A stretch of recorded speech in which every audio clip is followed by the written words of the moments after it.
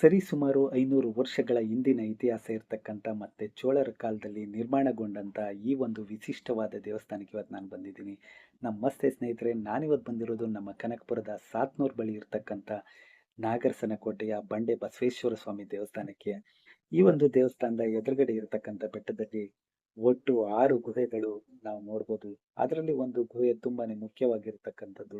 ಈ ಒಂದು ಗುಹೆಯಲ್ಲಿ ಚನ್ನಜ್ಜಯ್ಯ ಸ್ವಾಮೀಜಿಯವರು ತಪಸ್ಸನ್ನು ಮಾಡಿ ಇಲ್ಲೇ ಐಕ್ಯನ ಹೊಂದಿದ್ರು ಅಂತೇಳಿ ಹೇಳ್ತಾರೆ.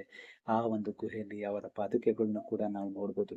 ಆದರೆ ಆ ಒಂದು ಗುಹೆಯ ಬಾಗಿಲು ಮತ್ತೆ ದೇವಸ್ಥಾನದ ಬಾಗಿಲು ಎರಡೂ ಕೂಡ ಕ್ಲೋಸ್ ಆಗಿರುತ್ತೆ. ಇವೆರಡೂ ಕೂಡ ಪ್ರತಿ ಸೋಮವಾರದಂದು ಮಾತ್ರ ನಮಗೆ ನೋಡಲಿಕ್ಕೆ ಸಿಗುತ್ತೆ. ಇದಲ್ಲದೆ ಈ ಒಂದು ಗುಹೆಯ ಮೇಲ್ಭಾಗದಲ್ಲಿ ಇನ್ನೂ 4 ಗುಹೆಗಳಿವೆ.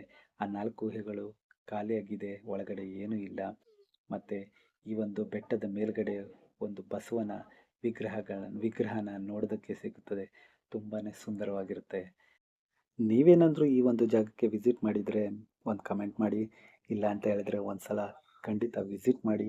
ತುಂಬಾನೇ ಎಂಜಾಯ್ ಮಾಡ್ತೀರಾ ಅಂತ ಹೇಳ್ತಾ ಈ ಒಂದು ವಿಡಿಯೋನ ಇಲ್ಲಿಗೆ ಮುಗಿಸ್ತಾ ಇದ್ದೀನಿ. ಸಿಗ್ತೀನಿ ನೆಕ್ಸ್ಟ್ ವಿಡಿಯೋದಲ್ಲಿ. Thank you.